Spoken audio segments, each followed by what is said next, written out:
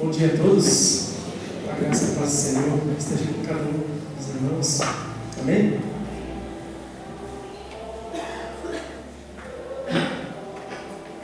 Nós temos, nesses últimos domingos, falado a respeito de crises. Nós temos compartilhado a respeito dos momentos difíceis que estamos passando, que o país ainda está passando e vai passar ainda. E na semana passada o pastor José falou a respeito de coragem, agora. E nós precisamos de coragem para poder enfrentar esses momentos difíceis. Hoje a gente gostaria de falar a respeito de finanças saudáveis. Eu não sei como você trata as suas finanças. Como é que você cuida das suas finanças? Como é que você controla as suas finanças? Você sabe que, independente se você tem muito, ou tem pouco, ou tem médio, às vezes é difícil controlar as finanças, né? Eu vou falar a respeito hoje, eu vou pedir até desculpa para os irmãos, porque para quem gosta de número, mas para quem não gosta de número, dá um nó na cabeça. Mas como a gente está falando de finanças, a gente está falando de crises, a gente vai trazer algumas estatísticas para a gente poder entender um pouco mais o contexto que a gente vive. E outra coisa que eu quero falar para os irmãos também é que vocês não se sintam constrangidos. Obrigado. Peço que alguém era meu, mas me ajuda. Obrigado. Então os irmãos não se sintam constrangidos, porque ninguém falou da vida financeira de vocês para mim, eu estou dando indireta para ninguém, tá bom? Nós fazemos parte disso tudo que está acontecendo. Talvez alguns pontos seja o teu caso, alguns outros pontos não, mas para a gente poder entender como nação o que a gente está vivendo. Então, a primeira pergunta é: como você cuida das suas finanças? Como é que você controla? Você usa calculadora, usa papelzinho, anota, a sua bolsa ou a sua carteira, chega aqueles papelzinhos amarelos de maquininha, você vai colocando ali, tudo dobradinho, depois você nem olha depois. Como é que é a sua bolsa aí dentro? Eu vou falar um pouco sobre como que nós brasileiros tratamos as nossas finanças. Tem uma pesquisa que foi feita pela Ricardo Consultoria em 2014, diz assim que 70% dos brasileiros utilizam cartão de crédito ou cheque especial, mas sem saber as taxas que pagam. Isso significa o quê? Que 70% nós brasileiros, nós estamos pagando taxas, mas sem saber quanto é essa taxa, quanto que é os juros que nós pagamos. É uma situação que nós temos aqui. 68% não anotam seus gastos, ou só anotam parcialmente. Quase 70% das pessoas não anotam o que estão gastando. Você sabe o que você gastou no final de semana agora? Feriadão. Você lembra assim o que você gastou? Você anotou o que você gastou? Se você saiu? Se você anotou, você está no outro percentual dos 32% aí, né? Mas a maior parte de nós não anotamos o que gastamos, ou anotamos só o mais pesado, né? Agora o resto a gente não sabe. Então, se você pensar 2 semanas atrás, o que você gastou? Aonde você gastou? Com o que você gastou? A maior parte das pessoas não se lembram mais.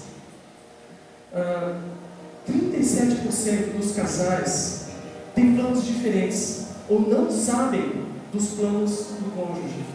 Isso significa o quê? Que você está lá, deitado na tua cama, você olha para o teu lado, está a tua esposa ou o teu marido, e você não sabe o que ele está pensando, ou onde ele vai gastar hoje. Você tem noção dos planos que ele tem. 37%, quase 40% dos casais não sabem qual a intenção que ele tem a respeito de dinheiro, como que trata o dinheiro, o que ele vai fazer, o que ele deseja comprar. É interessante, né? 50% das pessoas, nós brasileiros, nós nunca ouvimos falar a respeito de educação financeira. 50% de nós brasileiros, nós não nos preocupamos ou nós não buscamos como vamos tratar nosso dinheiro. É interessante, na verdade, nós não nos importamos como cuidamos das nossas finanças. Aí, esse quadro, ele traz uma realidade para nós, que também é muito interessante. 61, isso é dado agora de março de 2015, é bem recente. Ela foi feita pela Confederação Nacional do Comércio, eles fazem esse levantamento. Então, em março, 61,6% das famílias estão com dívidas. 61%, é mais da metade da nação brasileira tem dívidas para pagar. Essas dívidas, o que é essa dívida?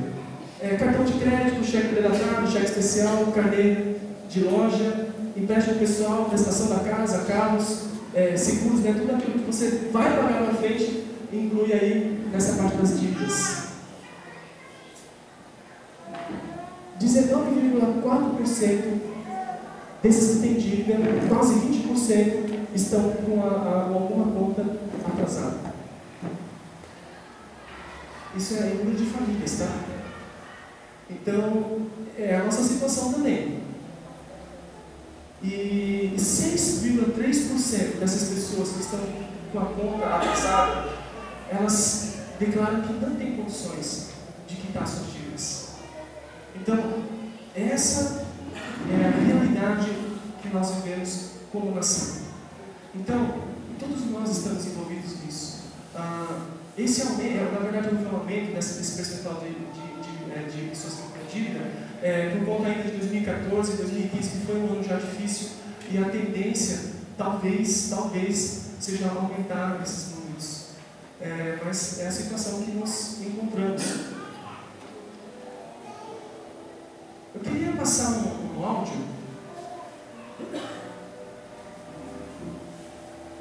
Ele não vai falar a respeito exatamente de finanças. Quem conhece Max Geringer? Quem assiste Fantástico talvez já tenha ouvido ele falar. Ele tem uma voz bonita, eu acho. Ele tem uma voz igual dele, mas infelizmente eu não tenho. E ele é meu parente também, infelizmente não. Mas é uma pessoa muito conhecida. Ele foi administrador de várias empresas da Pepsi, por exemplo. Ele foi administrador da Elma Chips, aquele salgadinho central que é impossível comer um só. Então, a culpa é dele, tá bom? Você não consegue comer você fala com ele depois, tá? Max Geringer. Então eu vou passar um áudio falando, ele vai falar a respeito de um comentário que ele fez, uma fala que ele fez para a CBN, e ele fala sobre o guru. Guru significa conselheiro, significa mestre, orientador, aquela pessoa que orienta, aquela pessoa que ensina, aquela pessoa que dirige, né? Tá bom? Então eu acho que esse aqui a gente passa direto aqui. Você acompanha hoje mais um clássico do mundo corporativo. E hoje o Marcos está falando a respeito dos gurus. Existem muitos gurus que sabem dar respostas criativas para as grandes questões do mercado de trabalho. Aqui vai um pequeno resumo de uma entrevista com o famoso Randolph Brand. Pergunta: ainda é possível ser feliz num mundo tão competitivo? Resposta: quanto mais conhecimento conseguimos acumular, mais entendemos que ainda falta muito para aprender. É por isso que sofremos. Trabalhar em excesso é como perseguir o vento. A felicidade só existe para quem consegue aproveitar agora os frutos do seu trabalho. Pergunta: o profissional do futuro será um individualista? Resposta: pelo contrário. O azar será de quem ficar sozinho, porque, se cair, não terá ninguém para ajudá-lo a levantar. Pergunta: que conselho o senhor daria aos jovens que estão entrando no mercado de trabalho? Resposta: que é melhor ser criticado pelos sábios do que ser elogiado pelos insensatos. Elogios vazios são como gravetos atirados numa fogueira. Pergunta: e para os funcionários que têm chefes centralizadores e perversos? Resposta: muitas vezes os justos são tratados pela cartilha dos injustos, mas isso passa. Por mais poderoso que alguém pareça ser, essa pessoa ainda será incapaz de dominar a própria respiração. Última pergunta: o que é exatamente sucesso?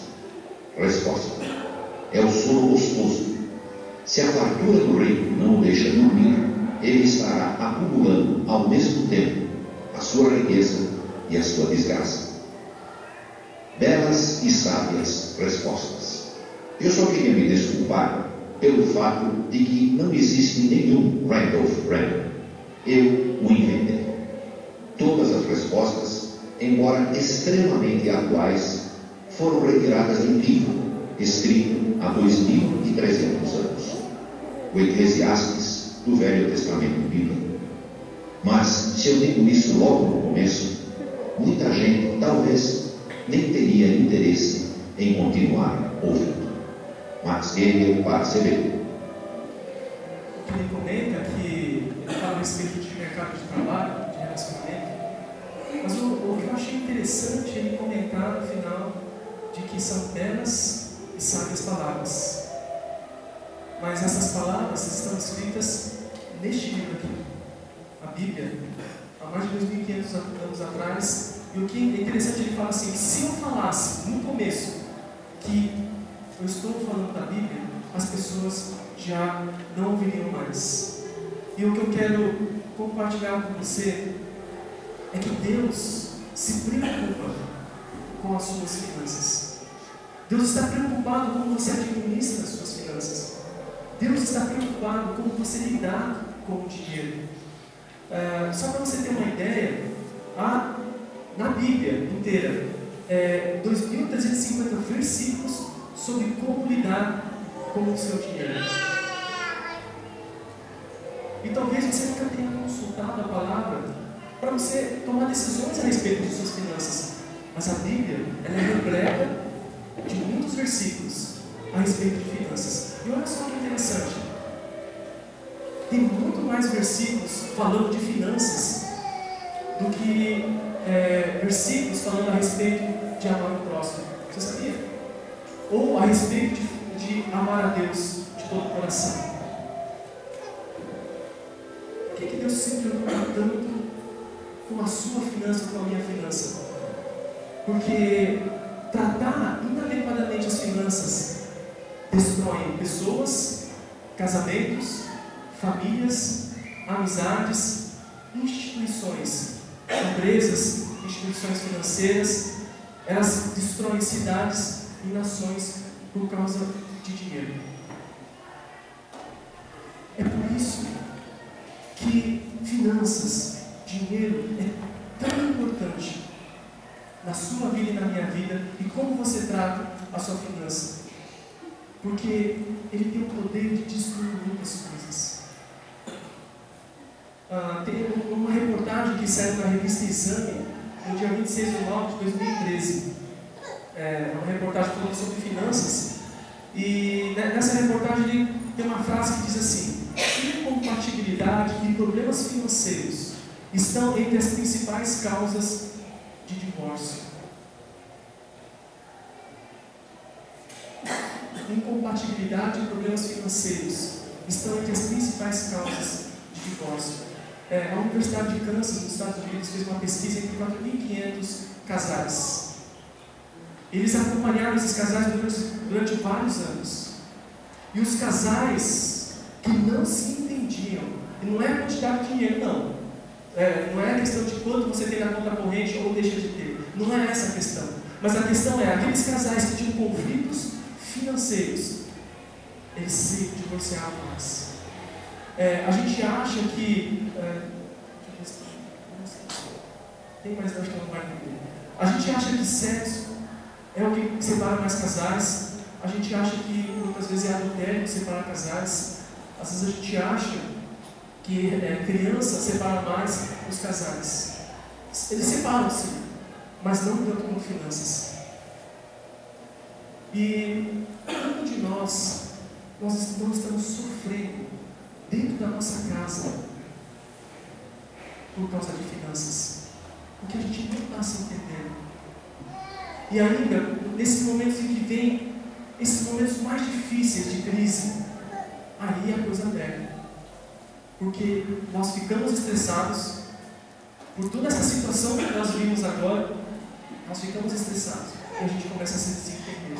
Por isso que Deus se preocupa como você lidar com o dinheiro. É por isso que a palavra de Deus tem tantos e tantos e tantos versículos a respeito de dinheiro. E a gente vai estudar um pouquinho. A gente não vai conseguir ler os 2.350 versículos hoje, mas eu queria compartilhar. Não é meu parente, tá bom? Esse também. É seu parente, Paulo? Não? Pequeno? Acho que não. 3 princípios básicos para uma finança saudável. Então a gente quer meditar, poxa, é simples demais, é tão simplista assim. Olha, se na verdade se nós levarmos a sério esses 3 princípios, eu creio que vai haver mudança na nossa vida financeira. Então vamos lá.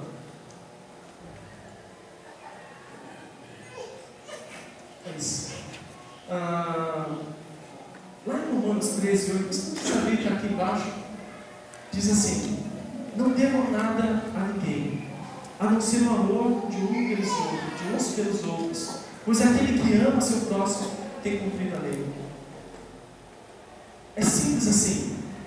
Não deva nada a ninguém. Olha só, aquela estatística que a gente viu foi 61,5%, 6% das famílias brasileiras estão com dívidas. Nós temos dívidas. E essas dívidas, vocês sabem, complicam a nossa vida. E a palavra de Deus orienta: não deva nada a ninguém. Não deva nada para ninguém. Se você quiser dever alguma coisa, fica devendo amor, porque o amor já não é fácil, né? Mas se for outras coisas, não deva nada a ninguém. Eu queria ler alguns. Não, na verdade eu queria passar um vídeo. Agora eu preciso pedir a ajuda ali da Lívia, que eu acho que eu não vou conseguir passar. Mas você pode clicar em cima do. Quem conhece esse rapaz aí? Eu não estou fazendo propaganda, eu não estou ganhando nada, tá bom? Eu posso. Nada, eu não vou falar nada, porque está sendo gravado. Não está gravando, não está gravando, então eu não vou falar nada. Então, por favor, você pode apertar. Essa promoção não existe mais, acabou, tá bom? Não se empolgue, tá bom? Não se empolgue, mas é só uma propaganda para a gente. Vocês vão se familiarizar com isso. Neste sábado, o preço baixo da Casas Bahia vai invadir a cidade. É preço só para um dia. É neste sábado que você vai fazer economia de verdade. Preço baixo é isso. Guarda-roupa de casal Bartira com 5 portas e espelho por R$ 49,90 mensais. E espalhe para todo mundo. Em 10 parcelas sem juros e sem entrada. E cozinha Bartira completa com corrediças telescópicas e puxadores de aço cromados por um preço muito baixo. Só R$ 99,90 mensais. É neste sábado. Venha pra loja, venha pra Casas Bahia. Rapaz, eu me empolguei agora, viu? Se fosse sábado, eu já estava lá na loja. Você viu o tamanho do número ali? R$ 99,90, né? Só que você não viu embaixo, né? Você viu. São 10 parcelas daquele número lá. Não é um valor à vista. Só que, o que eles dizem? É à vista.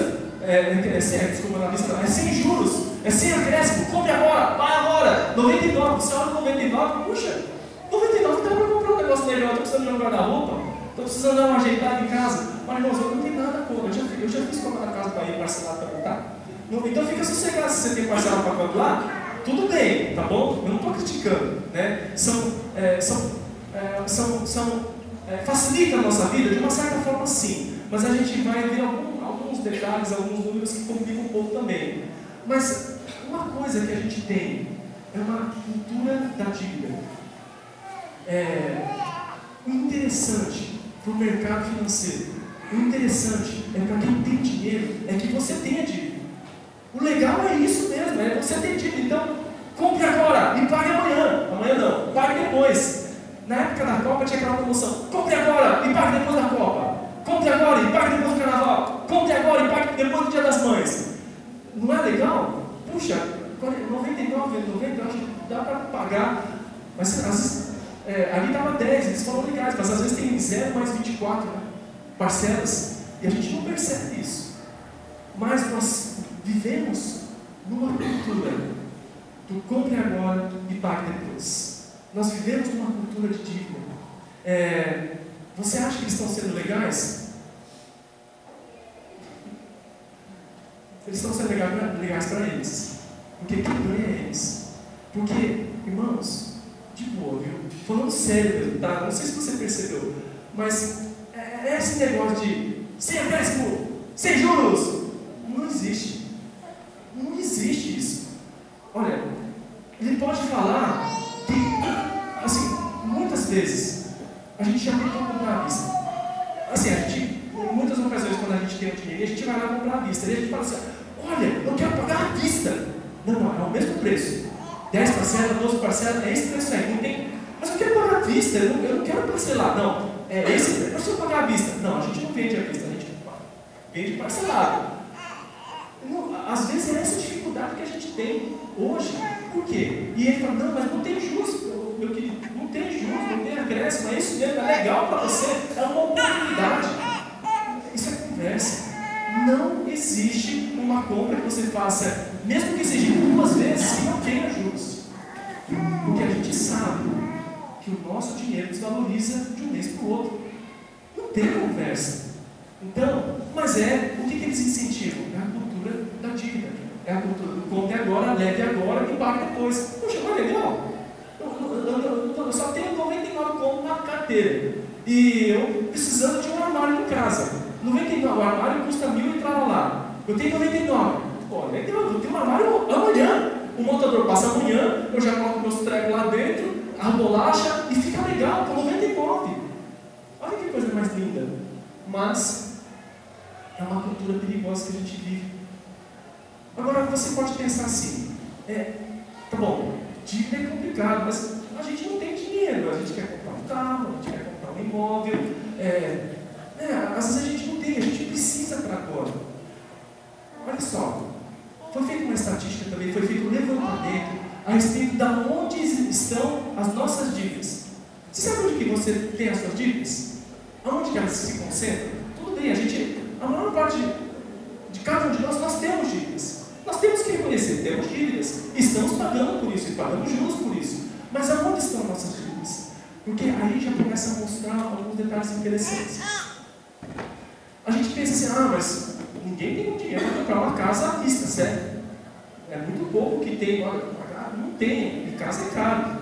Mas sabe que dívidas em residência, em compra de casa, financiamento de casa, é só 7% a 8%. Das dívidas que nós temos, da dívida do povo brasileiro, é só 8% que estão endividados com financiamento de casas. E o resto, onde está?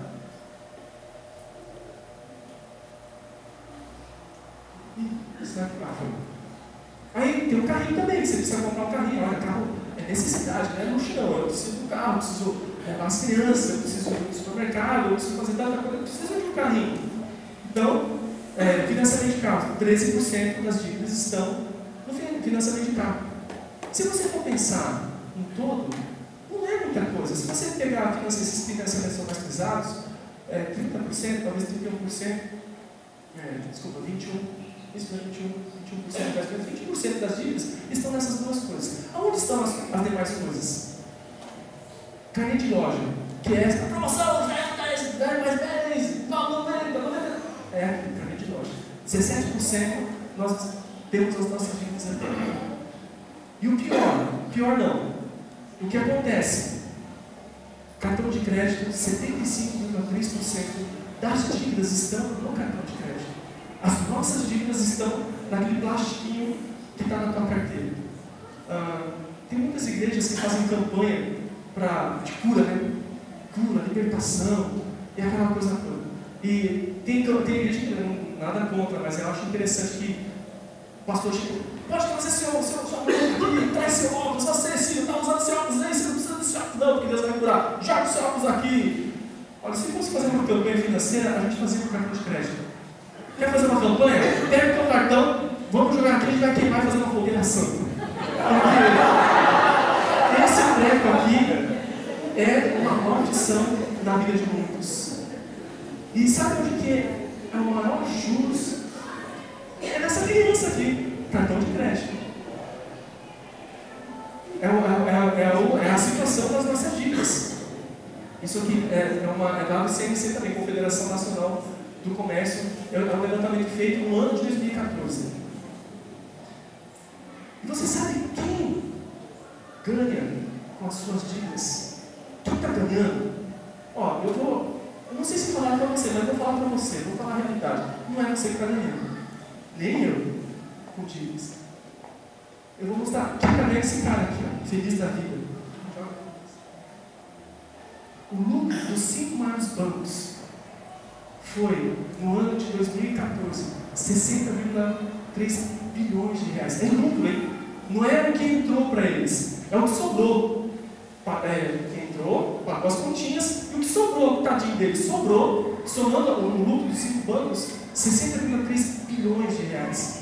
Só para você ter uma ideia, o bafafá que está dando aqui negócio do mensalão, que a gente estava compartilhando nas semanas anteriores, sabe qual foi o desfalque do mês do Petrolão? Foi 6 bilhões. Só 6 bilhões. E está dando mal bafafá. Agora, o lucro dos bancos de 60,3 bilhões, ninguém fala nada. Mas é o lucro que eles têm. A linha deve ser boa agora, a linha lá no fundo, né? Aí, só o Banco do Itaú, ele teve sozinho 20,6 bilhões de lucro. Bradesco, sozinho, 15,3 bilhões de lucro. Sobrou para eles. Eu não sei o que eles vão fazer. Podia distribuir, né? Tipo, Silvio Santos, ele quer dinheiro, até sobra ainda, mas eles não costumam fazer isso. Isso é uma coisa interessante também. De 2013 para 2014 foi um ano de crise, certo? 2014 já foi um ano difícil para muita gente. E nessa virada de 2014, no fechamento de 2014, o banco teve um aumento de lucro de 18%. Como assim? A gente está vivendo uma crise, o negócio está apertado para todo mundo com sufoco, e o banco teve mais lucro. Por quê? Porque a gente está olhando para eles.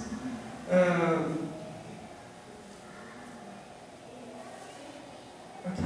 Eu fiz uma simulaçãozinha na minha conta. Empréstimo é muito fácil para se simular. E eu fiz uma simulaçãozinha bem rapidinha, só para trazer essa informação para você. Eu simulei um empréstimo de R$1.000 na caderneta desses créditos automáticos que tem. Se eu fizer em 24 parcelas, no final eu vou pagar R$ 1.966,56, ou seja, quase o dobro daquilo que eu pedi emprestado. Esse 966 é o lucro do banco se eu pedir emprestado R$1.000. Agora você imagina a quantidade de empréstimos que a nação brasileira tem diante dessas instituições financeiras. Não tem como, eles vão ficar felizes e vão ser tristes. Então essa é a realidade. E a palavra de Deus fala o quê? Não fica devendo nada para ninguém. A palavra de Deus diz, bom, puxa, mas você avisou tarde demais. Agora complicou minha vida, como é que eu saio dessa? Irmãos, aí você vai ter que fazer uma contribuição financeira, porque no tempo de pregação já está quase estourando o tempo aqui, não vai dar tempo de falar. Deixa eu só falar uma coisa. Existe um curso chamado CROWN, que é o curso de finanças da Universidade da Família. É um dos cursos mais cobiçados da Universidade da Família, justamente por causa dessa dificuldade que a nação brasileira vivemos. Então, nós estamos planejando esse curso de finanças, são 14 semanas, se eu não me engano, são 14 encontros que vai falar a respeito de finanças, e quando tiver, então já uma data definida, a gente vai divulgar. Se você estiver interessado em participar, participe, porque vai ser uma bênção na vida de vocês. Eu queria só ler alguns versículos a respeito de dívidas. Né? Lá em Deuteronômio 15, 7, 8 diz assim: deixa eu só falar uma coisa. Dívida, a gente tem. Todos nós temos. Tem momentos da vida da gente que a gente precisamos entrar numa dívida, infelizmente. Mas às vezes acontece, muitas vezes acontece. Então, a palavra de Deus não é que ela proíbe a dívida. Não é que ela fala assim, olha, vocês não podem ficar endividados porque não entram no céu. Não tem nada disso. Você pode entrar no céu por meio de Jesus Cristo, o teu Salvador, com dívida. Né? Mas você vai ter dor de cabeça, mas você pode ser salvo com dívida sim. O problema não é que a questão, a dívida em si é um pecado, mas ele te faz pecar por outros motivos. Então, a palavra de Deus fala a respeito de empréstimos.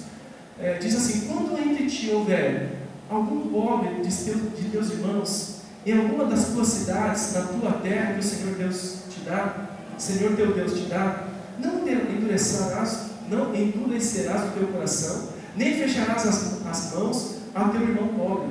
Antes lhe abrirás de toda a mão, e lhe emprestarás o que lhe falta, quanto baixe para a sua necessidade. Se fizerem empréstimo a alguém do meu povo, a algum necessitado que viva entre vocês, não cobrem juros dele, não emprestem, visando lucro. Isso aqui, o dono do Bradesco, então, podia dar uma lida nesse versículo aqui, né? Porque são bancos brasileiros, e eles estamos aqui no mesmo país, no mesmo povo, né? E eles tinham que entender esse versículo aqui, sabe? Mas, enfim, ninguém acha que falou para eles. Ou eles ouviram e não ignoraram. Mas a palavra de Deus, quando você emprestar para alguém, não cobre juros dele. Né? Empreste e não cobre juros para que, visando lucro em cima da vida de um irmão. É o que orienta a palavra de Deus em Êxodo 22, 25. Agora, olha só que interessante que eu coloquei em vermelho ali. Para quem empresta ou quem pede emprestado, a gente faz quando tem necessidade. Quando é necessidade. Porque necessidade às vezes tem. Por exemplo, a gente trabalha ali no dia a dia, naquele terreno do dia a dia, às vezes a gente não tem sobrando. Só que às vezes o teu filho ou tua filha fica doente. Aí você vai comprar um antibiótico, ele não é muito barato. Aí você vai passar no médico, tem que fazer alguns exames, às vezes você não vai conseguir pegar uma fila, você vai ter que pagar um exame, o exame não é barato. E às vezes você não tem aquele recurso na hora, porque o negócio está apertado. Então, por vezes, a necessidade nos leva a fazermos empréstimo. Aí a gente vai ver um pouco, daqui a pouquinho agora, no próximo slide, a respeito do que é necessidade. Porque o problema é que a gente se envolve em empréstimo, mas não é necessidade. Agora, quando é necessidade, é uma coisa. Quando é necessidade, quando você vê a necessidade de um irmão e você tem, então empresta para ele, abençoa ele. É a orientação da palavra de Deus. Não fica assim, tem que passar terreno mesmo para você crescer. Não, se é uma necessidade, é uma coisa necessária, vai e abençoa. E não fica esperando os juros dele, ou cobrando algum lucro. E agora, olha só que interessante, Provérbios 22, 7. O rico domina sobre o pobre. Quem toma emprestado é escravo de quem empresta. Olha, talvez no Velho Testamento a gente vê muitas histórias assim, mas quando a gente pede emprestado, a gente se torna, de alguma forma, escravo daquele que nos emprestou. Eu lembro de um pastor que estava dando exemplo, eu vou repetir esse exemplo. Vamos supor que eu vejo que não ali, sossegado, está rindo à toa, porque quer estar rindo à toa, tem, né, sobrando. E eu estou no terreno.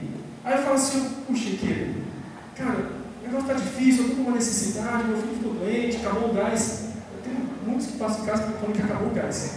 Então, acabou o gás, puxa, será que você pode me ajudar? E eu peço R$5 para ele, para ajudar para comprar o gás. R$5? Não podia pedir mais, não, R$5 está bom. Aí eu vou lá, o Ikeda me empresta R$5. Se o Ikeda, logo em seguida, fala assim, ô Paulinho, será que você pode fazer um favor para mim? Será que você pode ir lá na cozinha e pegar um café para mim? Eu vou falar não para ele. O cara acabou de me emprestar R$5, está no meu bolso, quer dizer, ele vai me pedir café lá. Vai pegar você, vai ser pegado, meu filho. Eu não vou fazer isso. Moralmente, eu já me tornei escravo dele. Né? É isso que a palavra de Deus fala. Então, o banco ainda é pior ainda. Ele não quer nem saber se você tem filho. Você vai falar, eu tenho filho. Ele está doente, meu filho. Desculpa, não vou poder te ajudar. É assim que acontece, é assim que funciona. Por isso a palavra de Deus orienta, não tenha dívida. Se você tem, procure quitá-los. Aí tem uma forma de você quitar, tem a forma de negociar, você tem a forma de você pensar mecanismos. O curso Crown vai falar sobre isso, mecanismo para você tentar quitar essa dívida, porque isso é importante. Se você está em dívida, tenta sair dívida, porque isso vai ser bênção na tua vida.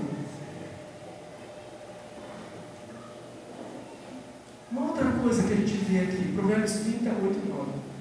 Seja feliz na simplicidade. Seja feliz com coisas simples.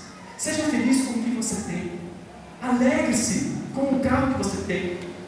Fica feliz com as coisas que você está usufruindo hoje. Provérbios 38:9 diz assim: não me des nem pobreza nem riqueza. Dá-me apenas o alimento necessário. Senão, tendo demais, eu te negaria e te deixaria. E diria: quem é o Senhor?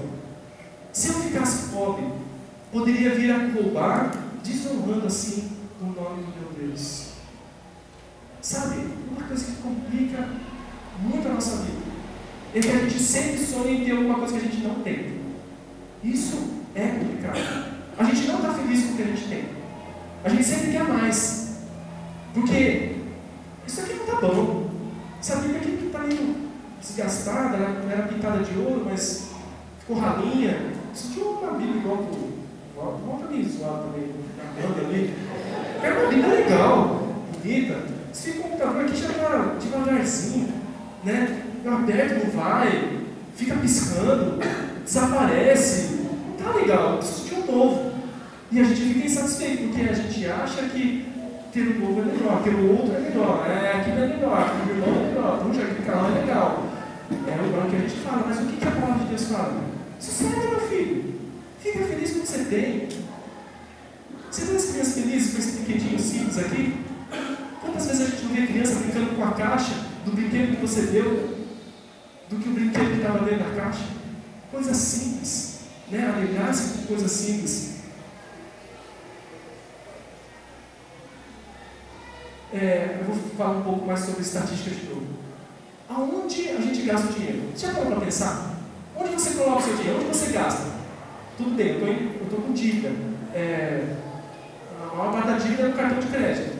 A maior parte. Mas no cartão de crédito, o que eu estou gastando no meu cartão de crédito?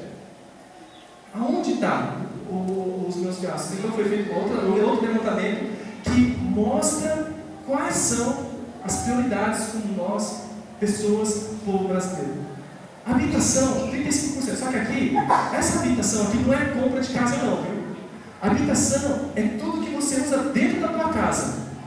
Então, é aquela sala bonita ali, aquele sofazão, aquela almofada ali, né? É o aluguel, quem paga aluguel, energia, luz, telefone, celular, TV a cabo, internet, móveis, eletrodomésticos. Então, todos esses itens de conforto que a gente tem, que a gente gasta, o brasileiro gasta 35,9%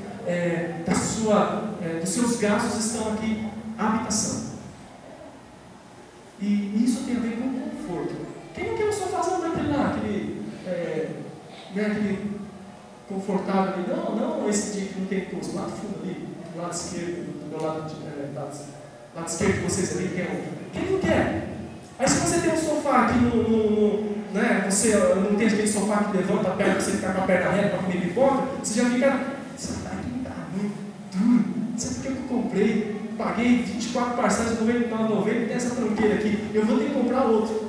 Aí você vai comprar outro, que na verdade levanta o pezinho, você fica assim, nós ficamos sua filha de longe, né, porque aí agora você é filha e come pipoca. Aí você, puxa, agora ficou legal. Mas aí você sente, você vê que a tua TV é pequena. Um sofazão desse, parece que estou pilotando alguma coisa e uma televisãozinha daquela, não, tem que trocar essa televisão. Então, a habitação envolve isso daí, é o conforto, é uma coisa, né, para o seu descanso no dia a dia da sua casa ali. Então, 35% nós gastamos com habitação. A alimentação todo mundo tem que comer, certo? Eu não vou nem falar sobre isso. Então a gente gasta 20% dos nossos gastos com a alimentação. Supermercado, compra, feijoada, couve, essas coisas aí. Transporte, 19,6%. Tudo isso em transporte, mas aqui o transporte ele envolve compra de veículos, manutenção de veículos, combustível, ônibus, trem, avião que você pega, acessórios que você coloca no teu carro, isso entra no transporte. Então 20% das despesas nós brasileiros gastamos com transporte. Saúde, nós gastamos 7,2%. Olha, isso aqui me chamou a atenção, viu? A gente gasta do nosso orçamento em educação 3%, você sabia? Você já percebeu qual é a sua prioridade na sua casa? Para a maior parte dos brasileiros é melhor ter um sofá legal, é melhor ter um carrão e uma TV grande do que investir em educação. Isso demonstra a prioridade que a gente tem como povo brasileiro. Estranho, né? E isso tem a ver também com aquela questão de educação financeira, que 50% das pessoas nunca ouviram falar, não se preocuparam com a educação financeira. Educação, aprender, entender, compreender. É por isso que muitas vezes o governo se aproveita disso daqui. É mais fácil ele abaixar a IPI de geladeira, de lavadora, de um monte de coisa, porque tem a ver com a habitação. É mais fácil abaixar a IPI de carro porque tem a ver com o transporte, porque o brasileiro fica feliz, nós ficamos felizes, porque é onde a gente gasta. Agora, a educação, tem uma minoria que reclama aí, que gasta 3%, que a gente gasta 3%. Livros, cursos, investimento para a gente poder crescer. Então, a palavra de Deus diz assim, para a gente ser feliz com o que a gente tem. E a gente tem que saber investir certo. 1 Timóteo capítulo 6 diz assim, de fato, a piedade com contentamento é a grande fonte de lucro, pois nada trouxemos para este mundo, e dele nada podemos levar. Por isso, tendo que comer e com que vestirmos, estejamos com isso satisfeitos.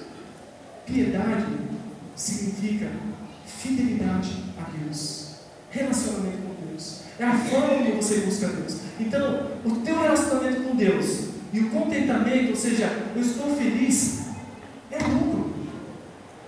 O lucro não é você investir em habitação, assim, não é que você não pode comprar, tá bom? Se você tem condições de dar para comprar, tudo bem, vai lá e compra. Mas a questão é que, dentro do nosso contexto, a gente está comprando, investindo em habitação, em transporte, em veículos, com dívida. Esse é o problema, a gente está investindo no lugar errado.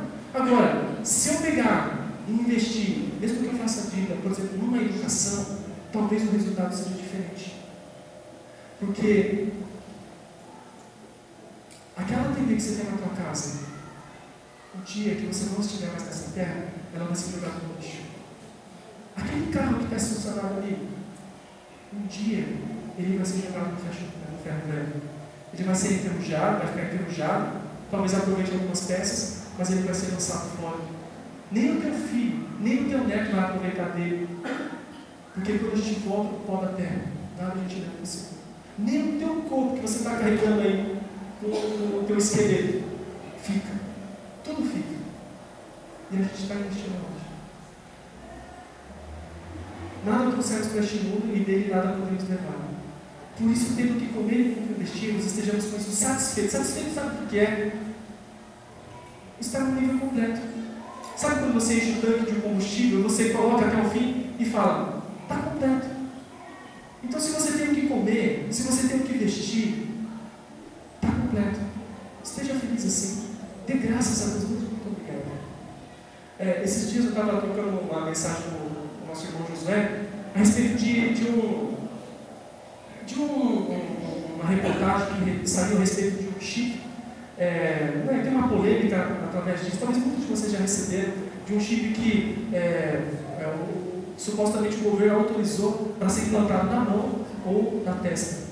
E esse chip de identificação, esse chipzinho, seria tipo um cartão de crédito para você, é um documento de identificação, para te identificar como pessoa, como cidadão, e ao mesmo tempo esse chip você vai usar para você fazer as transações financeiras. Sem esse chip, você não tem. Não tem como. Você não pode comprar, você não pode receber, você trabalha, mas não recebe. Você vai usar o SUS, você não pode usar porque você não tem identificação. Se você vai requerer o seguro-desemprego, você não pode requerer porque não tem identificação. Então, e a Bíblia fala lá em Apocalipse que nos últimos tempos o anticristo vai exigir que se coloque essa marca. A gente não sabe que marca que é essa. Então existe uma especulação dizendo que esse chip vai ser essa marca que vai ser implantada debaixo da pele. Então se você não tiver isso, você não negocia. A palavra de Deus fala, você não compra e nem vende. Sabe aonde que o anticristo vai pegar? Independente da forma que for. Pode ser uma melancia na testa, pode ser um chip, pode ser o que for. Não importa. Mas sabe aonde que o diabo vai pegar as pessoas? É nas finanças. E sabe aonde mais? Na cobiça. Porque, falando sério, quem sabe aqui, entre a gente, vamos supor que aconteça alguma coisa e a gente vai viver no mato. Muitos daqui sabem plantar, certo? Você sabe plantar uma abóbora ou alguma coisa que você comer, você põe na terra e você chupa a melancia, você joga no chão e nasce. Deus fez assim, entendeu? Então você não precisa nem de conhecimento técnico, não. Você cuspir a semente ali e vai nascer. É assim que funciona. Tomate também, comer uma saladinha e vai nascer. Agora, você precisa de chip para você sobreviver? Não precisa. Você vai numa caverna, faz um esticado ali, faz um puxadinho. Você faz alguma coisa, mas você sobrevive. Mas agora, mas eu queria fazer um financiamento, eu quero comprar um carro, eu quero comprar uma casa, eu quero uma casa com suíte. Se você não tem como você fazer essa transação comercial, você não vai ter. Eu preciso registrar meu imóvel no registro de imóveis. Cadê a sua identificação? Não tem. Então não vai não. É aí que o diabo pega. É aí que o anticristo vai pegar. Na cobiça do ser humano por ter coisas. Por adquirir coisas. Por amor a ter bens. Porque se você não quiser, você não precisa colocar a marca na vista. E Deus vai suprir todas as necessidades. Porque a natureza ela supre todas as necessidades que precisamos. Tudo que você imagina. Você vê várias igrejas cheias. Por que existem essas campanhas de prosperidade nas igrejas e as igrejas ficam cheias? E aí você olha de fora e fala, como é que pode? Esse povo vai lá e fica dando dinheiro. Sabe onde que eles usam? O que se pega ali porque as pessoas dão? Eles dão porque querem receber depois. É esse o motivo. É cobiça. Se na igreja lançarem o chip santo de Israel, que vai te abençoar financeiramente, não é o chip do governo, mas é um paralelo, e pode usar também que funciona, é um clone, funciona, o povo vai usar. Lógico, eu quero fazer a transação, eu quero comprar, eu quero vender, eu quero fazer, eu quero ganhar. É aí que o diabo vai pegar. Por isso que Jesus fala assim, você não pode servir a Deus e a Mamon. Mamon significa o quê? Deus do dinheiro. Porque a raiz de todos os males é o amor ao dinheiro. É o que a palavra de Deus diz. E por último, para a gente terminar, não gaste a sua vida só para ter coisas. Aí você compra um carrão desse aí e fica com a música desse cara aqui, ó. Forgado. Né? Mas olha só, a palavra de Deus diz assim, disse Jesus, cuidado, fiquem de sobreaviso contra todo tipo de ganância. A vida de um homem não consiste na quantidade dos seus bens. Olha, isso aqui é muito interessante. Isso aqui foi uma pesquisa do SPC, Serviço de Proteção ao Crédito. 85% dos brasileiros compram por impulso. O principal motivo, baixa autoestima. Você consegue associar isso? 85% das pessoas, ou seja, a maioria de nós, eu não sei o que dá na nossa cabeça, dá um apagão mental no shopping que parece que você ficou inconsciente, quando você volta à consciência tem sacola na tua mão. Nossa, mas de onde que veio isso? Por que eu comprei? É um apagão que dá na gente. Então, a gente compra por impulso. E o impulso diz assim: vai e compra porque você precisa. Eu preciso mesmo. Casas Bahia, eu preciso. É necessidade. Então, a Bíblia diz que necessidade pode fazer empréstimo. Então, é necessidade. Então, eu vou fazer empréstimo para comprar. Mas, na verdade, não é necessidade. Se você conseguir conter esse impulso, o apagão mental, então, se você conseguir se conter e você pensa depois na sua casa com mais calma, você vai perceber que não precisava daquilo que você comprou. E o principal motivo, baixa autoestima. Sabe o que isso significa? Que nós aprendemos da sociedade de que você é importante quando você tem coisas. Se você tem uma casa legal, ali você é uma pessoa importante. Se você tem um carro legal, aí você é uma pessoa importante. Se você tem um relógio bonito, aí você é uma pessoa importante. Se você tem um bom salário, aí você é uma pessoa importante. Ter coisas significa que você é importante. É isso que a sociedade nos ensina. E é isso que nós ensinamos para os nossos filhos, sem perceber. Porque você fala para ele: ei, vai estudar, porque se você não estudar vai ser igual eu. Você tem que ser alguma coisa na vida. Você tem que ter um bom salário. Você tem que prosperar. Você tem que comprar casa. Você não quer casar? Então, o que a gente está passando para eles? Trabalhe, tenha coisas, porque senão você não vai ser nada. E aí, o problema que dá, todo esse bolo que deu para trás, empréstimo, aonde a gente investe, onde a gente gasta nosso dinheiro, é baixa estima. Aí a gente precisa encontrar em Cristo aquilo que você é e aquilo que eu sou. Você e eu somos filhos de Deus, amados de Deus, queridos de Deus, preciosos aos olhos de Deus, independente daquilo que você tem ou deixa de ter. Não compre coisas porque achando que você tendo coisas você vai ficar igual esse cara aqui folgado. Pode mostrar para as pessoas que você tem alguma coisa legal. Você tem, esse cara aqui, o dia que ele voltar para a terra, o carro dele vai para a terra, vai enferrujar tudo. Nada ele leva, nem eu nem você. Provérbios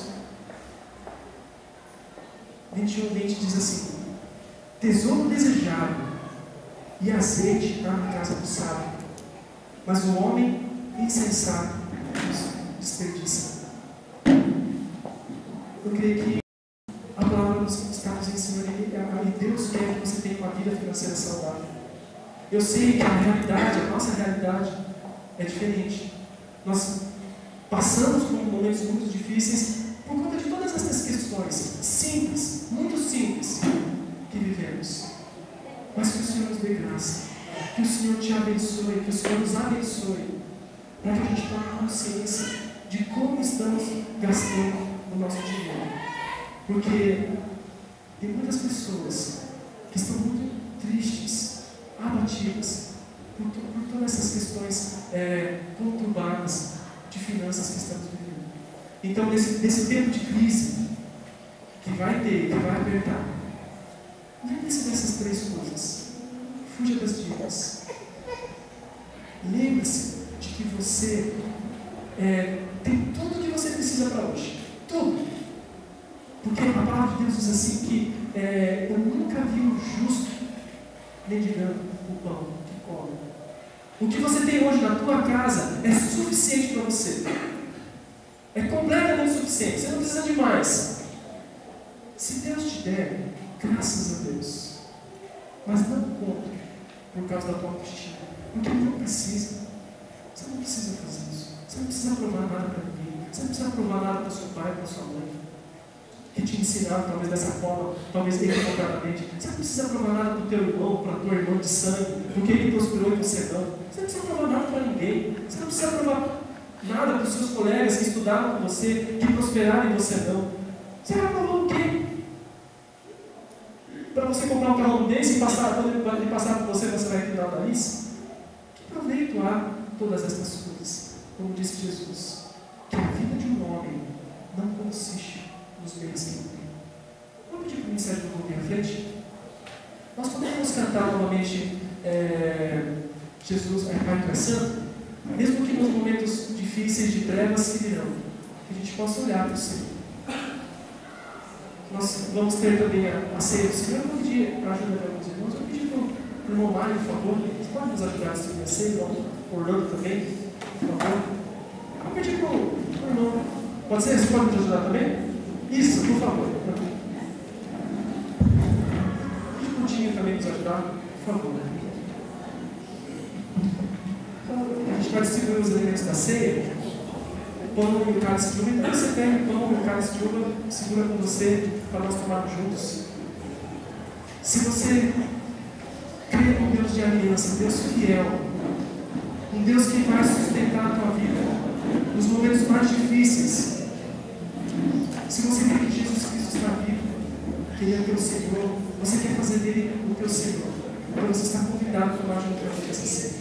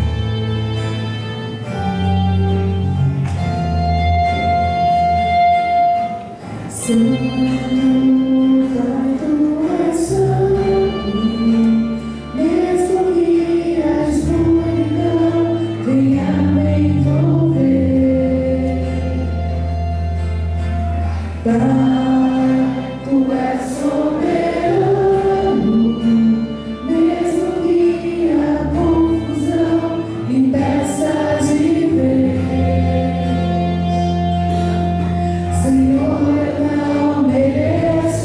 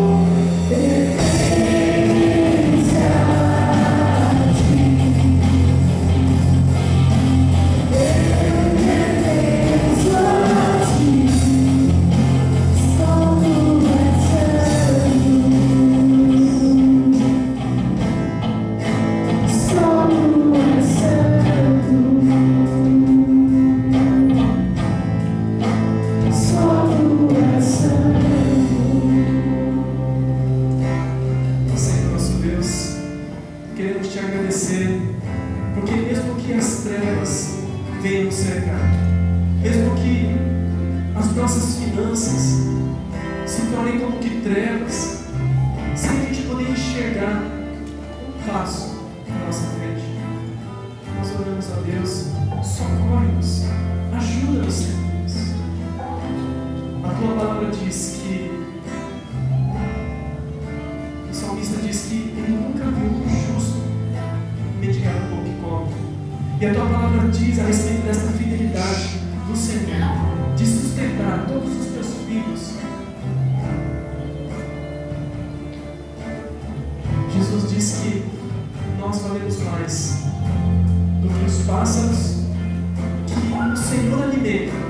Eles não plantam e não colhem, mas todos os dias da vida, Senhor, daquele pássaro, ele acorda sabendo que o pão de cada dia vai estar disponível para ele.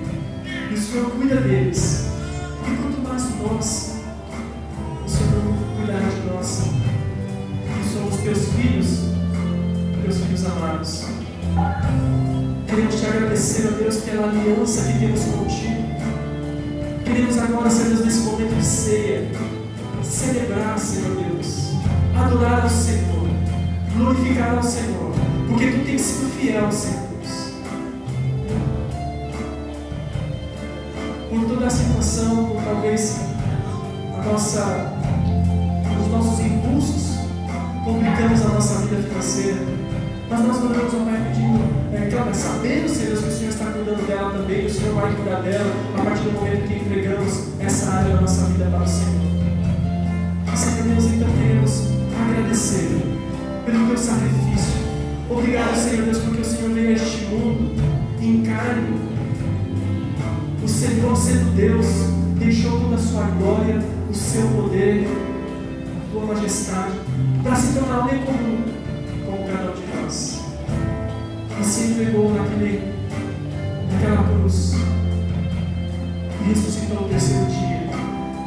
E te agradecemos, ó Deus, porque tu estás vivo. Te agradecemos porque o Senhor se preocupa conosco.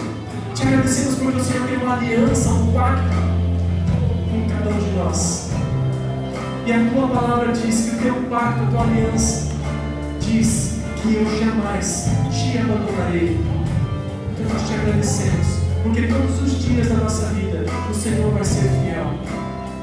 Então nós queremos agradecer por este pão que está aqui em nossas mãos. Obrigado, Senhor Deus, porque podemos assim relembrar todos juntos de que o Senhor veio em carne e está vivo e está no meio de nós. Vamos comer juntos agora o pão.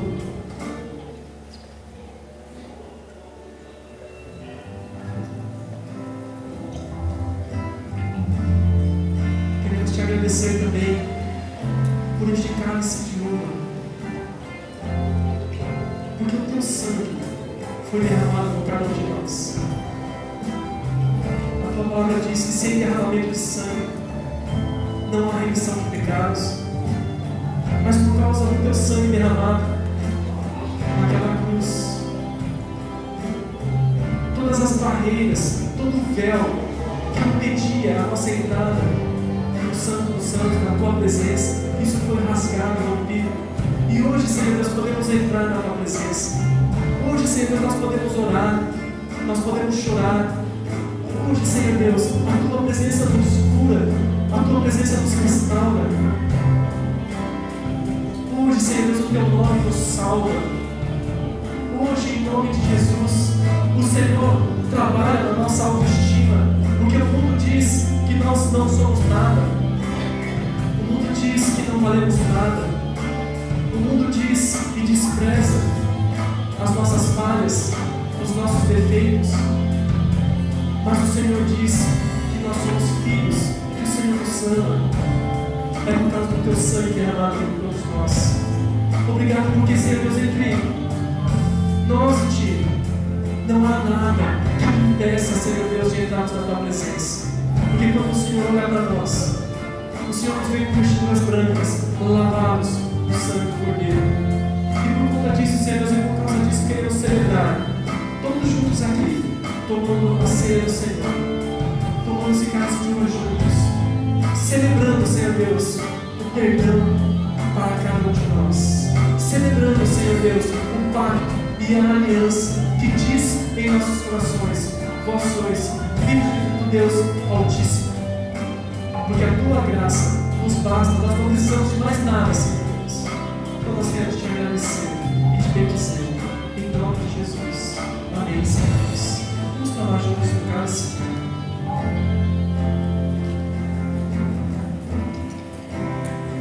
Senhor, nós te louvamos e bendizemos por este dia, por esse tempo tão maravilhoso diante da tua presença. Obrigado, Senhor Deus, porque o Senhor é um Deus que se preocupa com cada um de nós. Nós entregamos nossas finanças nas tuas mãos. Nós pedimos perdão, Senhor Deus, porque administramos tão mal nossas finanças. Perdoa-nos, ó Deus, porque estamos pagando, Senhor Deus, por bens que muitas vezes nós não precisamos. Priorizamos tantas coisas, não priorizamos as corretas. Perdoa-nos pelas murmurações, perdoa-nos, ó Deus, pelas reclamações, perdoa-nos por fazer deste assunto de finanças motivos de desentendimentos, brigas e maldições entre nossos cônjuges, nossos filhos, entre amigos. Perdoa-nos porque acabamos com amizades. Perdoa-nos porque ferimos nossos filhos. Perdoa-nos porque ferimos nossas esposas, nossos maridos, por causa das finanças. Senhor Deus, derrama sobre nós a tua prosperidade, Senhor Deus, que vem de ti. Não a prosperidade, Senhor Deus, de ganância, não a prosperidade de troca, mas, Senhor Deus, prospera nosso entendimento, a nossa sabedoria, a nossa compreensão, para que a gente não caia nos laços do inimigo, Senhor Deus, nos laços dessa sociedade consumista. Livra-nos, ó Pai, dá-nos sabedoria, para que a gente administre os recursos que na verdade não são nossos, porque a gente nada leva desse mundo, mas que são recursos do Senhor. Foi o Senhor que colocou nas nossas mãos, e nós estamos indo esparejando, nós estamos fazendo escorrer pelas mãos, escorrer pelas mãos todos os bens que o Senhor tem nos dado. Perdoa-nos, Senhor, e muda a nossa visão, muda o nosso entendimento. É o que nós pedimos ao Senhor, que a graça do nosso Senhor Jesus Cristo, nosso Salvador e Senhor, que o amor do nosso Deus, do nosso Pai querido, que nos criou, que nos fez e que nos chama de filho, e que a sabedoria do Teu Santo Espírito, a comunhão do Teu Santo Espírito, esteja com cada um de nós, hoje e para todo sempre, para o louvor da Tua glória, é que oramos e agradecemos. Amém, Senhor Deus. Amém. Deus abençoe todos, que vocês sejam muito prósperos em nome de Jesus, para que o Senhor seja glorificado através das suas vidas. Amém? Vou passar para Lenin.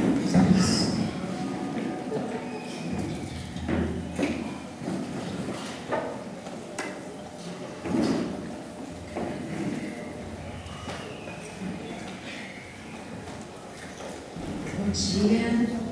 Só vou esperar um pouquinho para você se organizar aqui, tá bom?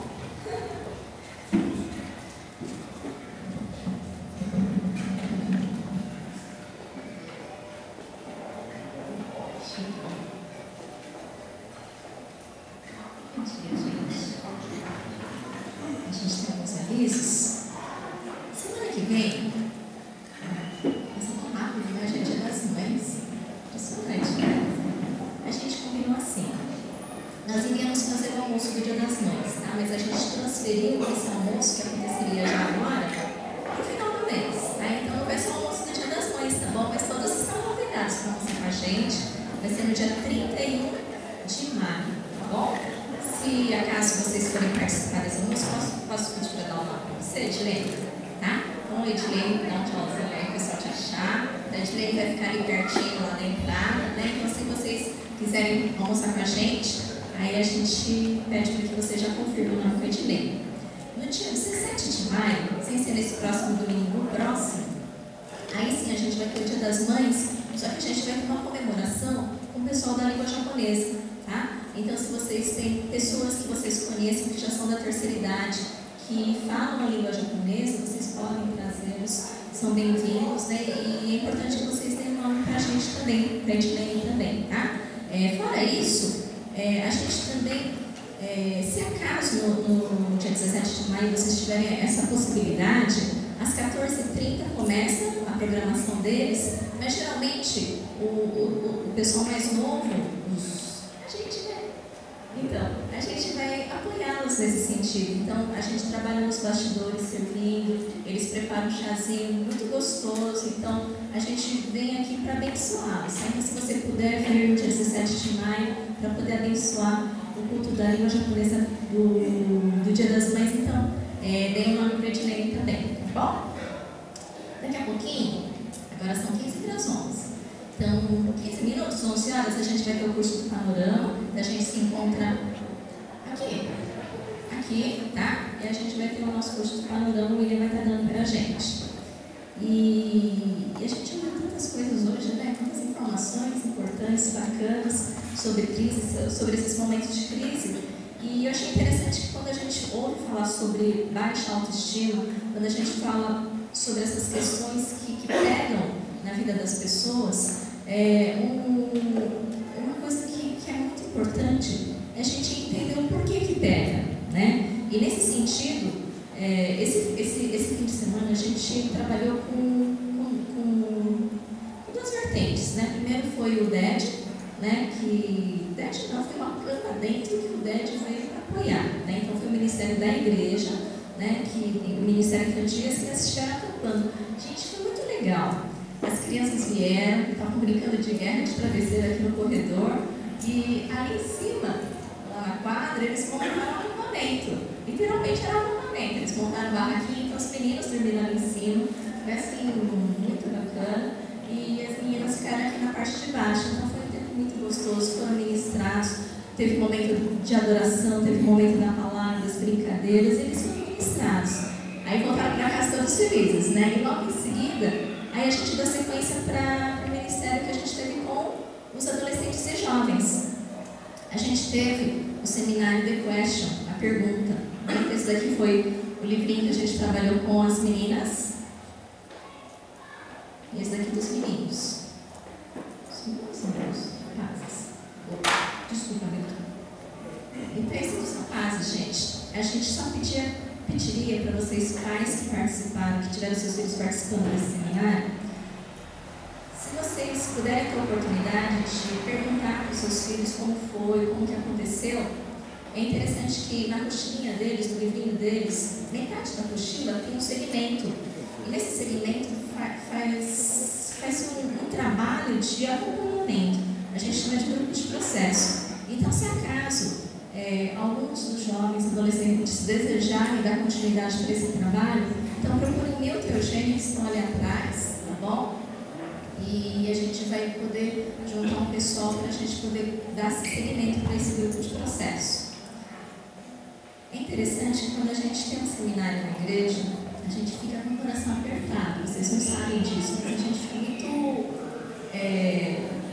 o coração apertado com o Senhor. Que a gente, em momento algum, a gente ouve a tua glória, mas que pelo contrário, seu nome seja honrado, glorificado e exaltado. E essa é uma das nossas grandes preocupações. Aquilo que a gente, como equipe, a gente se preocupa em fazer, a gente se preocupa de tal forma para que aquilo que a gente for fazer não seja nada que tire a glória do Pai, que desonre ao nome do Senhor, colocando pessoas em posições de destaque. Então, essa é uma das nossas grandes preocupações. Então, tudo aquilo que vier a acontecer, tudo aquilo que aconteceu, é tudo glória do Senhor. E muitas coisas aconteceram aqui, gente. Nós começamos na sexta-feira à noite, fomos até bem tarde, né? Aí depois na segunda-feira o pessoal começou logo cedo, então 7h30 o pessoal já estava aqui, o pessoal já estava preparado para começar. Muitos já enfrentando batalhas espirituais durante todo o período da noite. E quando a gente se encontrou aqui, a gente ficou muito impactado por aquilo que Deus fez no nosso meio. Para vocês terem ideia, depois no finalzinho a gente tem as avaliações que os próprios participantes eles escrevem, né? E foi muito gostoso a gente poder ver e ouvir um pouquinho deles, tanto a parte escrita como aquilo que eles contaram para a gente, o que tinha tirado de impacto na vida deles. E é maravilhoso a gente poder ouvir coisas como, por exemplo, o seminário ele veio com uma confirmação, né, daquilo que eu posso continuar esperando no Senhor. Fui abençoado porque durante o seminário aprendi a reconhecer o amor de Deus na minha vida, perdoando pessoas, aprendendo a redirecionar esse amor, esse perdão que eu tenho recebido. Uma das questões muito bacanas que a gente ouviu também foi o honrar a pai e mãe. Foi muito legal isso, porque na realidade a geração que a gente convive hoje é uma geração que muitas vezes cresceu numa cultura de que não é importante honrar pai e mãe. E na realidade esses momentos foram momentos de compreender aquela ação dos pais na vida dos filhos, compreender o porquê dos nãos, compreender o porquê das respostas que eles deram e mesmo compreender também a razão porque eles às vezes não foram abençoados, mas que hoje eles podem compreender isso e eles podem ser canais de Deus para abençoar os pais também. Serem também jovens, adolescentes restaurados no Senhor, na sua identidade, no seu valor, e compreendendo que o destino que Deus tem preparado para cada um é tremendo. No finalzinho do seminário, a gente entregou a conotação do nome. Na verdade, é uma folha que tem o significado do nome. São intercessores lá da Universidade da Família que oram especificamente por cada nome. E eles pedem assim: Senhor, qual o significado do nome dessa pessoa? E eles oram também e eles acrescentam um versículo que possa ser significativo na vida dessa pessoa. E foi muito bacana que, assim, esse momento, gente, foi de quebrar as pernas, né, que a gente fala, no sentido de que houve um entendimento deles tão jovens ainda, compreendendo a respeito do amor de Deus por eles, o valor que eles têm perante o Senhor, e o quanto muitas vezes o reino das trevas, ele rouba a nossa identidade, o nosso valor e atribui outros nomes para a gente. Mas nesse momento a gente realinhou aquilo que Deus tem para cada um de nós. E quando a gente realinha e a gente volta os nossos olhos para o Senhor, a gente compreende que aquilo que o Senhor tem para a gente é perfeito, maravilhoso. E dentre esses testemunhos, um deles disse que quando ele descobriu a definição do nome dele, ele disse que ficou tão feliz que ele viu que ele era importante para alguém e que ele era muito importante para Deus. Que o significado do nome dele tinha uma repercussão não só nos relacionamentos dele como pessoa, com os colegas, com os familiares, mas tinha uma repercussão eterna, que era a questão de relacionamento dele com Deus. Isso foi maravilhoso.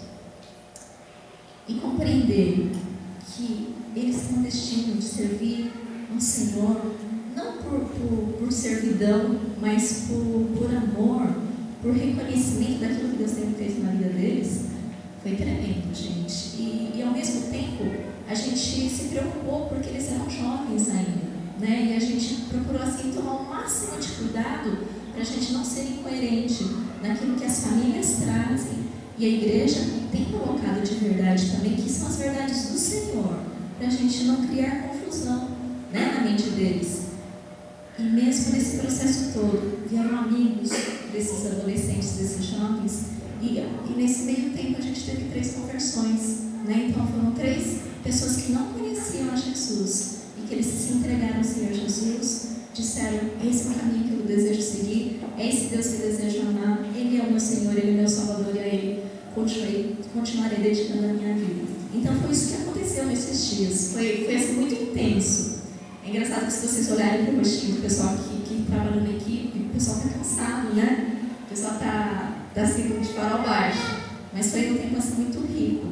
E eu queria agradecer muito, porque muitas pessoas se levantaram como intercessores para estar sustentando essa equipe que estava na linha de frente, para poder estar cuidando desses jovens, desses adolescentes. E nós cremos que foi a oração, a intercessão que possibilitou que a gente alcançasse o resultado que a gente alcançou, não visando só resultados, mas sabendo que Deus foi glorificado na vida desses jovens e adolescentes. Era isso que a gente queria compartilhar com vocês, tá bom? A Lilian tem alguns detalhes para passar também. Bom dia. Então, a gente ouviu hoje sobre finanças e domingo que vem, na verdade, é uma das datas onde a gente tem muito consumismo, né? Que é o Dia das Mães. Nós não vamos fazer nada especial, assim, que preparamos, assim, né? Mas queremos mostrar aquilo que tem sido feito um pouquinho na escola dominical, enquanto a gente tem a visão com as crianças daquilo que tudo isso que a Noemi falou agora, mas que a gente também crê, tem uma visão em relação a daqui a 10, 15 anos, que essas crianças e esses jovens vão ser futuros líderes da nossa igreja. E eu sei que domingo que vem é um dia muito corrido para as mães, né? Mas gostaria de incentivar vocês para que vocês possam vir para ver um pouquinho do que as crianças estão aprendendo como louvor e adoração, né? E assim, agradecer mesmo a vocês, pais, em especial as mães do domingo que vem, pelo fato de vocês incentivarem as crianças a vir, porque eu acho que não tem coisa melhor do que vocês possam dar para elas, do que qualquer coisa comprada, do que levar a palavra do Senhor. Eu sei que no futuro cada um vai escolher aquilo que deseja, mas aquilo que tem que ser plantado agora, aquilo que eles têm que ouvir de Jesus tem que ser agora, né?